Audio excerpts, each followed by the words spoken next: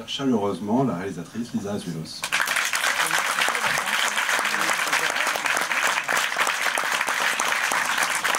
Bonsoir. Ça, on a coupé un peu vite. Alors, ah oui, on a coupé vite. Ceux qui pleurent, ils sont... C'est la plus belle chanson et vous l'avez coupée. Ouais, je suis désolée, oui, c'était pas fait couper. Ça devait être coupé un petit peu plus tard, mais bon. Alors, je vais poser la première question, mais après, ce sera bien sûr à vous. Commencer par le commencement. Pourquoi Dalida? Commencez bien. En fait, Dalida, c'est un projet qu'on m'a apporté. C'est pas un projet à moi. Et c'est un projet qu'on m'a apporté il y a 5 ans, que je devais coécrire et mettre en scène. Et puis finalement, je ne me suis pas entendue avec les gens qui me l'avaient proposé. Donc ils sont repartis avec le projet sous le bras. Et puis 3 ans et demi après, comme ils n'avaient pas réussi à le monter, le projet était libre à nouveau. Et du coup, on me l'a reproposé. Et là, j'ai dit, bon, 2 fois de suite, c'est pour moi. Voilà. Et alors, qu'est-ce qui vous a attiré justement dans ce projet pour y revenir? En fait, c'est comme ce que je fais d'habitude, c'est-à-dire que c'est une histoire de femmes, bien sûr, et que j'adore parler des femmes. Et aussi, c'est l'histoire d'une grande artiste. Et bizarrement, c'est un film dans lequel je pensais que j'allais pas du tout parler de moi. Et c'est, je pense, le film dans lequel je parle le plus de moi. Comme quoi, on n'est jamais mieux servi que par pas soi-même. Voilà. Vous avez des questions déjà? Comment s'est passée l'écriture du scénario? La collaboration avec Orlando en fait, Orlando, il m'a beaucoup nourri de toutes ces histoires. J'ai lu la biographie qu'il a écrite avec Catherine Riwa. Et puis après, sur Internet, on a la chance d'avoir énormément de documents de Dalida. Et puis, disons qu'il y a 50% d'intuitif aussi. C'est-à-dire que, comme j'ai fini par m'identifier un peu à elle, je me suis dit comment j'aurais réagi moi, qu'est-ce qui se serait passé si et en fait ce qui est étrange c'est que les gens qui l'ont bien connue ont dit que tout est vrai, alors que franchement il y a 50% que j'ai inventé, mais ça a l'air d'être vrai. Et je pense qu'en fait quand on parle de quelqu'un qui n'est plus avec nous mais qui est quand même un peu encore avec nous, il y a quelque chose qui résonne tellement fort qu'au bout d'un moment, on ne sait plus si c'est elle ou si c'est moi. Enfin, je ne savais plus. Mais c'était pas tellement le problème, en fait. Ça m'a permis de faire le film. Est-ce qu'il y a des choses sur lesquelles il n'était pas d'accord, justement, des choses qui venaient de vous ou... Non, Orlando, il est très, très respectueux, vraiment. Je pense que c'est pour ça que c'est un grand producteur, parce qu'il ne faut pas oublier que c'est le producteur de Dalida depuis 1967. Et en fait, sa carrière a explosé avec Orlando. Et c'est quelqu'un qui a du mal à faire confiance au début, mais dès qu'il donne sa confiance, il disparaît. Et vraiment, il m'a laissé avoir ma propre vision du film. Et moi, je me suis jamais imposé le fait de dire la vérité, rien que la vérité. Je me suis toujours dit, ma vérité, c'est aussi une vérité. Mais la vérité, ça n'existe pas, en fait. Donc, c'est ma vision. Je l'ai toujours assumée. Et c'est une vision de l'intime de cette femme. Et de ses histoires d'amour, et sa carrière passe un petit peu comme ça en filigrane, et surtout avec les chansons je pense qu'on arrive à bien comprendre ce qui lui arrive et vice versa. Alors à vous peut-être, est-ce que vous avez des questions?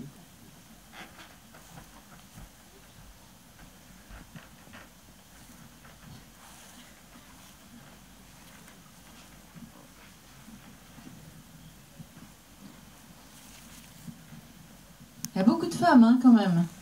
Bonsoir. Bonsoir. Bonsoir. Alors, j'ai adoré. Ah, merci. Film, donc, vous êtes où, je vous vois pas. Ah, génial. Ok. Tout au bout. Tout au bout.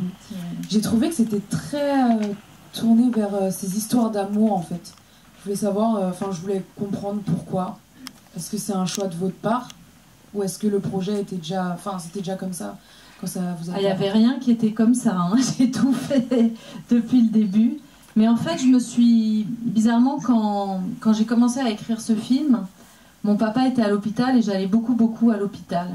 Et je me suis rendu compte finalement quand on est comme ça dans les hôpitaux, que les gens sont un peu en fin de vie et tout ça, ce qui compte et ce qui reste d'une vie, c'est les gens qu'on a aimés. Et c'est aussi ça peut-être qui m'a incité à me dire qu'il fallait que je me recentre sur l'essentiel d'une vie. Et l'essentiel d'une vie en général, c'est les gens qu'on a aimés. Comme elle n'a pas d'enfant, finalement, c'est ses hommes à elle et sa famille. D'accord, c'est magnifique. Et, Merci. excusez-moi, une dernière question. Oui. Quand vous dites que vous avez montré beaucoup de vous-même en fait à travers ce film, qu'est-ce que vous voulez dire exactement?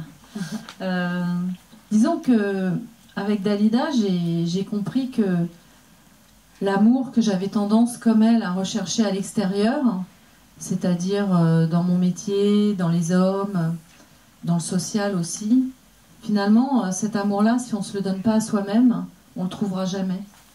Et malheureusement, elle est morte avant de pouvoir intégrer cette notion-là. Et je pense que c'est aussi ce qu'elle m'a légué en faisant ce film.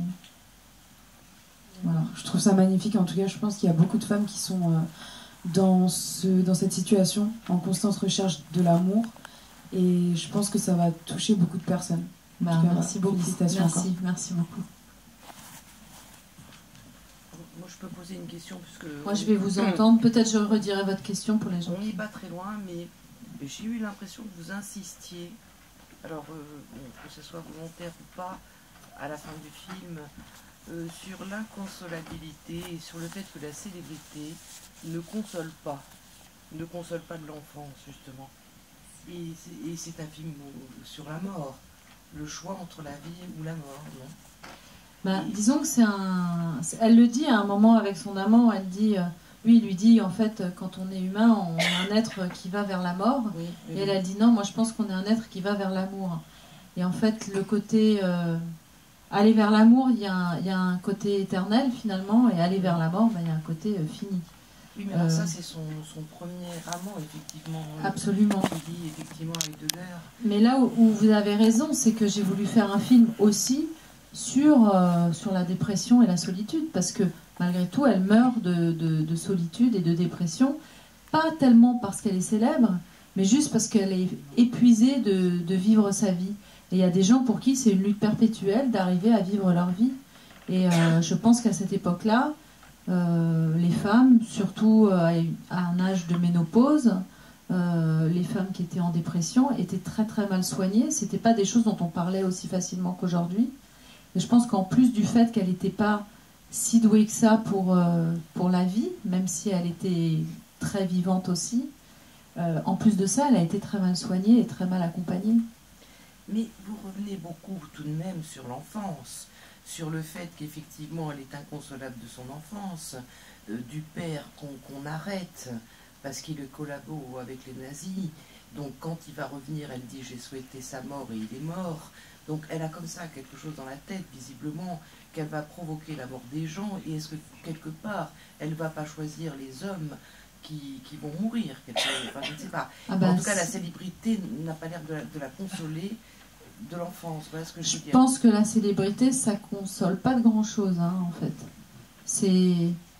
Alors après, la vie peut être plus facile, c'est un peu comme l'argent, c'est-à-dire que c'est des notions qui rendent la vie peut-être plus agréable dans sa superficialité, mais en profondeur, quand on a un mal de vivre tel, qu'on soit célèbre ou pas, c'est encore pire en fait, parce que quand on est célèbre, on se dit mais enfin je comprends pas, j'ai tout pour être heureuse et je suis pas heureuse, donc je suis encore plus anormale que ce que je pensais.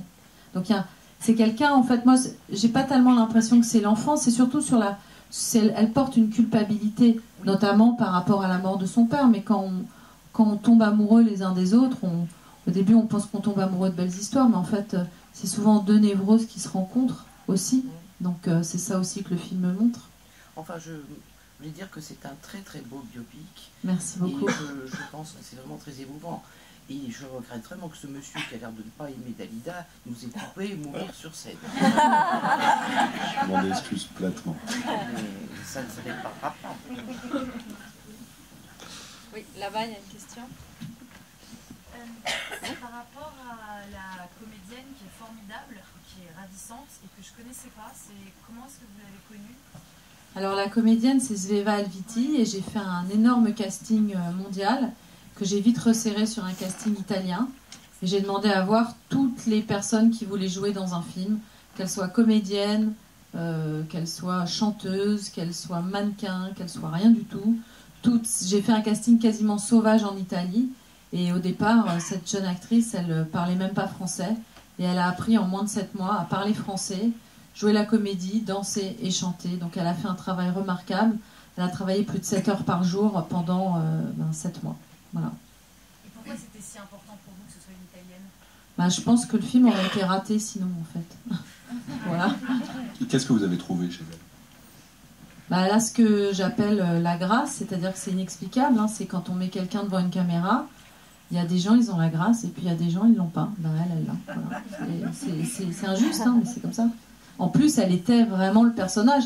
Et elle a cette fêlure, cette fragilité, et en même temps cette force, et cette tendresse. Et puis quand je l'ai fait jouer en casting, je lui ai fait chanter « Je suis malade », qui est probablement le truc le plus dur du film, et le plus dur à faire, en fait, quand on est comédienne.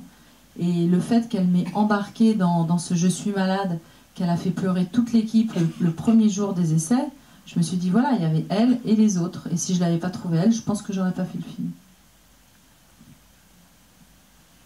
Une autre question? Les scènes de l'Olympia et le Palais des Sports, ça a été fait sur le... Bonsoir.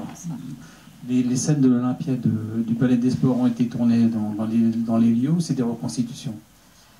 Vous savez, le cinéma, on triche beaucoup, mais là, en l'occurrence, pas tant que ça. C'est-à-dire que l'Olympia, c'est réellement à l'Olympia. D'ailleurs, il faut savoir que quand on est rentré dans l'Olympia, on a tourné une première scène, on a dégagé la scène, et 2 secondes après, il y a un projecteur qui a éclaté, ce qui n'arrive jamais. Donc on s'est dit, tiens, Dalida is in the room. Bon.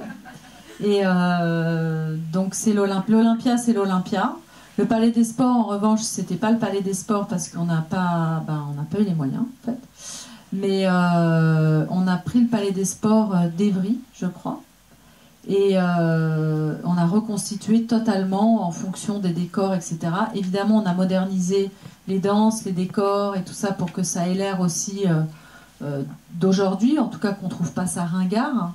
Mais on s'est nettement inspiré de ça, et c'est un palais des sports un peu comme celui de Paris, c'est-à-dire rond, énorme scène, voilà, énorme salle.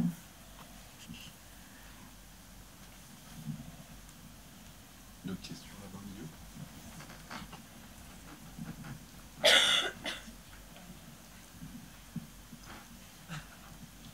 Bonjour, moi j'ai une question par rapport à la fille de Lucien Popescu qui a attaqué le film parce qu'elle disait que ce n'était pas un témoignage réel de son père.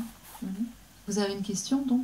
Moi j'aimerais savoir sur quel témoignage vous vous êtes basé pour raconter son histoire. L'histoire de qui? De Lucien. De Lucien Maurice? Oui. D'accord. Écoutez, je me suis basée comme pour le reste, c'est moitié de l'intuition, moitié des vrais témoignages. J'ai écouté beaucoup de radios de lui parce qu'il y a très peu de traces visuelles de Lucien Maurice. Donc j'ai reconstitué entre ce que m'a dit Orlando qui était avec sa sœur à cette époque-là, entre ce que m'ont dit les gens, Jean Sobieski notamment, avec qui j'ai énormément parlé et qui était aussi beaucoup là à cette époque, n'est-ce pas? Et puis voilà, et puis le reste c'est aussi ce que moi j'en ai fait. D'accord. Et vous avez sollicité Jacqueline Pitchal, sa meilleure amie de l'époque? Je n'ai pas sollicité Jacqueline Pitchal.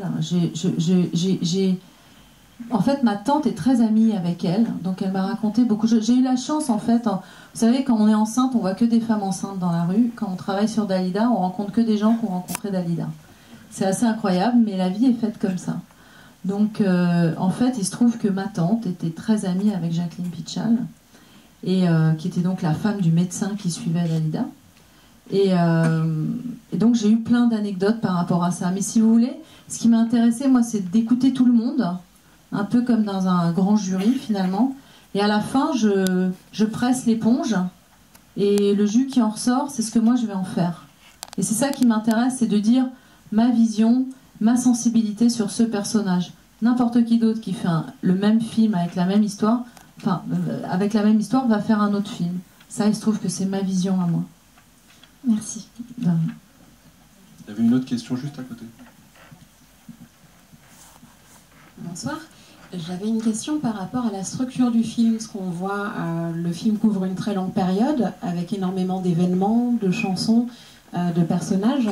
comment vous avez réussi finalement à condenser tout ça et à trouver vraiment la structure qui fonctionnait pour ce que vous vouliez raconter? En fait, le film, il a été très dur à l'écriture. Et après, j'ai pas tellement dérogé de mon scénario. Mais en revanche, faire que le scénario fasse que 2 heures, parce que moi, je fais minuter tous mes films à l'avance, ça, c'était vraiment un Tetris, quoi. C'était un casse-tête chinois incroyable. Mais la structure a toujours été certaine pour moi. C'est-à-dire qu'il y a 2 périodes dans la vie de Dalida. Il y a la période normale, où elle ne s'est pas encore suicidée. Et puis il y a la période après le premier suicide où elle tente de trouver que finalement la vie a du goût et a un sens. Et je pense que tous les gens qui ont fait une MDE, ils n'ont pas le même rapport à la vie. Donc il y a vraiment 2 périodes, before and after MDE. C'est la Near Death Experience pour ceux qui savent pas. Je ne sais pas comment on dit en français. En fait. Bon, enfin bref, voilà. Merci. De rien. Une autre question? Oui, bonsoir. Bonsoir. J'ai la cinquantaine, donc j'ai connu Dalida quand j'étais jeune, j'avais 15 ans, 20 ans, et je la revois complètement, moi, quand j'étais jeune et que je la regardais à la télé. Et le film est magnifique parce qu'effectivement, moi je la revois de son vivant, et là j'ai l'impression qu'elle est vivante. Mais est-ce que vous l'avez vue comme ça? Je crois qu'on a le même âge, hein, excusez-moi. Ouais, mais voilà. C'est pour ça que je vous avais dit. Donc on a vu la même personne. Il y a des gens très très jeunes dans la salle, et je crois qu'ils l'ont pas connue en fait. En fait, c'est ma vision de fille qu'il a vue, enfant et adolescente, qui a vécu sa mort à l'âge de 20 ans. Et les robes et tout ça. Voilà, en fait, toutes les robes, je les voyais à la télé, quoi. Ouais. Alors il faut savoir que chaque robe a été finalement réinterprétée aussi, puisque le but c'était de faire un film moderne et qui puisse parler un peu aux générations aussi d'aujourd'hui qui l'ont pas connu. Un peu comme Mad Men revisite les années 50 et 60, nous on s'est dit au costume qu'on allait revisiter tous les décors et tous les costumes pour que ça ait l'air comme on a envie que ce soit aujourd'hui, pas forcément comme c'était. Voilà. Moi j'ai l'impression que c'était comme ça. Voilà, moi aussi. Et les robes étaient aussi belles, et elle aussi belle. Et exactement. Voilà. Bravo en tout cas, ça. Merci beaucoup.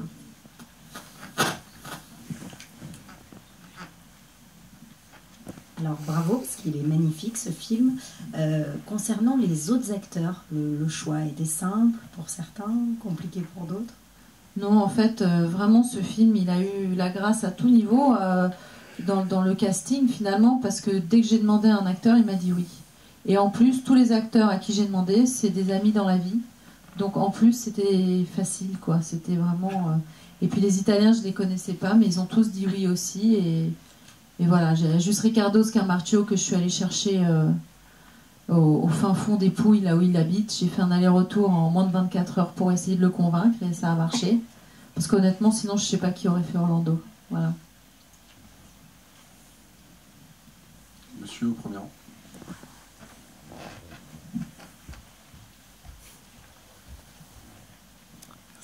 Bonjour et bravo pour le film. Merci. Le film tourne énormément autour de l'amour, de la dépression, du suicide, etc. Et il y a cette scène, ce passage qu'apparemment vous teniez à raconter, le film qu'elle a fait avec Youssef Chahine.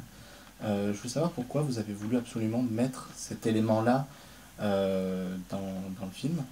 Et deuxième petite question, petit détail, mais je voulais savoir si le nom de votre société de production était un clin d'œil à Dalida. Alors, pour ceux qui ne savent pas, ma société de production s'appelle Betsabe Mucho. En fait, non, ça vient pas du tout de là. C'est mon arrière-grand-mère qui s'appelait Betsabe. Il se trouve que je porte son nom aussi, donc je m'appelle aussi Betsabe. Et quand j'ai monté ma boîte de production il y a 8 ans, je me suis dit, ça va être Betsabe, donc Betsabe Mucho. Voilà, c'est venu comme ça, et je pense que c'était un clin d'œil en avance sur ce qui allait m'arriver plus tard. Parfois, il faut savoir prendre les signes à l'avance, comme ça. Et puis, par rapport à votre deuxième question, redites-moi déjà. Le film de Chahine. Ah, le film de Youssef Chahine. En fait, le film de Youssef Chahine, c'est un film dans lequel elle accepte pour la première fois de sa vie d'être vieillie. Et surtout, elle joue avec un enfant. Et j'avais envie de montrer que son rapport à l'âge, et surtout à l'enfant qu'elle n'a pas eu, devenait tout à coup très très violent pour elle. C'est aussi ce qui lui permet de revenir en Égypte comme une star Et je pouvais pas faire son retour en Égypte sans montrer le film. J'avais l'impression qu'il me manquait quelque chose. Et puis j'avais aussi envie de montrer d'où elle venait, Dalida, qu'elle parlait l'arabe, qu'elle était égyptienne.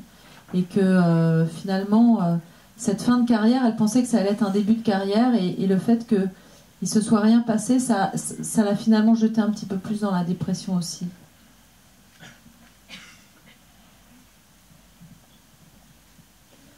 Une autre question? Vous parliez de la difficulté à réduire le film à 2 heures. Est-ce qu'on a envie de savoir un petit peu ce que vous avez enlevé du coup, et s'il y a des choses que vous auriez aimé mettre aussi? En fait, j'ai rien coupé que je voulais mettre. C'est plus ça. Mais j'ai vraiment... bon, comme on avait un beau budget, mais finalement on n'avait pas tant d'argent que ça pour faire le film, j'étais obligée de faire des choix avant le tournage pour pas dépenser de l'argent qui ne serait pas dans le film. Donc ces choix-là ont été faits bien en amont. Et finalement, quand on est arrivé, on a terminé le tournage par le Maroc, là où on a tourné son enfance, l'Égypte et l'Inde aussi. Et quand je suis arrivée à ce moment-là du film, j'avais tourné tellement de choses à Paris, je me suis dit, finalement, j'ai pas besoin de raconter autant de choses sur l'enfance, on va vite comprendre de quoi il s'agit. Donc j'ai coupé le film de 2 jours, ce qui nous a permis de rentrer dans les marques finalement. Mais je me suis rien forcée à... J'ai vraiment fait le film que j'avais envie de faire. C'est comme une étoile filante en fait. Il manque des choses, mais c'est pas grave, c'est joli dans le ciel. Non, alors j'en pose une, le temps de vous laisser réfléchir éventuellement à la dernière. Vous parliez tout à l'heure du point commun entre vos films, qui sont des histoires de femmes. Vous parliez aussi, vous avez brièvement évoqué votre engagement social. Et je voulais que vous nous parliez, si vous voulez bien, de votre engagement pour l'association Ensemble contre la gynophobie. Oui, alors c'est un autre sujet. Mais la gynophobie, en fait, c'est un mot que j'ai créé parce que je trouve qu'il manquait au vocabulaire. En fait, il y a le mot racisme, antisémitisme, homophobie qui existe, mais finalement, pour parler de cette haine, peur et mépris des femmes, il n'y avait pas de mot. Donc j'ai créé ce mot de gyno, femme, phobie, peur, haine et mépris, pour pouvoir justement faire changer un peu de camp et que ce soit pas, qu'on parle pas toujours des violences faites aux femmes, des femmes en tant que victimes, mais qu'on parle aussi de ceux qui créent ces violences et qui sont à l'origine de ces violences. Et d'ailleurs, ça peut être autant des hommes que des femmes, c'est pas le problème. Et effectivement, j'ai un engagement qui est très fort parce que je souhaite vraiment que le féminin du monde finissent par au moins être à 50% du masculin du monde. Je parle encore une fois pas des hommes et des femmes. Et là, on voit, je trouve qu'avec tout ce qui se passe, les élections, tout ce qui se passe dans le monde, on voit à quel point finalement on a fait fausse route. Et on a fait fausse route parce qu'on a tout misé sur un masculin qui viole, qui exploite, qui fait pas attention à la terre. Et quand on parle de la terre, on parle souvent de la terre-mère. Et j'avais un petit peu envie aussi, à travers Dalida, je parle du féminin qui est souvent maltraité, alors d'abord par elle-même, et c'est aussi un des grands problèmes des femmes, c'est qu'elles s'en demandent souvent trop à elles-mêmes, mais aussi d'une femme forte et libre à une époque qui n'est pas du tout moderne, et qui accepte ça pas complètement, et qui du coup fait peser une culpabilité énorme. Alors on a commencé très mal avec Adam et Ève sur la culpabilité, mais finalement, ce que vous disiez tout à l'heure est très juste, c'est-à-dire que trop de culpabilité peut vite mener à la dépression et à un sentiment que la vie vaut pas le coup. Et je trouve ça terrible, et c'est vraiment lié à cet esprit compétitif, masculin, pas dans le sens homme, mais dans le sens vraiment du cerveau droit et du cerveau gauche, cette espèce de mauvaise répartition des valeurs auxquelles on assiste aujourd'hui. Voilà, c'était pour lier Dalida à ce combat-là. Est-ce que vous avez une dernière question, ou est-ce que c'est moi qui la pose? Allez, pour conclure. Alors, pour conclure, on a parlé tout à l'heure de la manière dont vous avez abordé le film. Après avoir fait ce film, comment vous vivez encore avec Dalida? Est-ce que vous avez encore envie d'écouter des chansons de Dalida plus que jamais, ou est-ce que là, il va falloir un petit peu de temps pour le laisser reposer? Nous, ça nous donne évidemment envie de tout réécouter. Et... En fait, j'ai beau avoir... parce que vraiment, le film, je l'ai beaucoup vu, beaucoup écouté, beaucoup regardé. J'ai toujours le même plaisir à écouter les chansons de Dalida, et j'espère que ce sera pour toujours. quand elle chantait, c'était vraiment pour donner aux gens la joie de vivre qu'elle n'avait pas forcément en elle, mais qu'elle a quand même réussi à transmettre. Et chaque fois que j'écoute Dalida, je suis reliée. En fait, c'est quelqu'un qui arrive à nous relier à notre âme d'enfant, à notre âme de femme et à notre âme d'être humain tout court. Et ça, c'est merveilleux. Merci beaucoup. Merci à vous. Merci beaucoup pour votre accueil.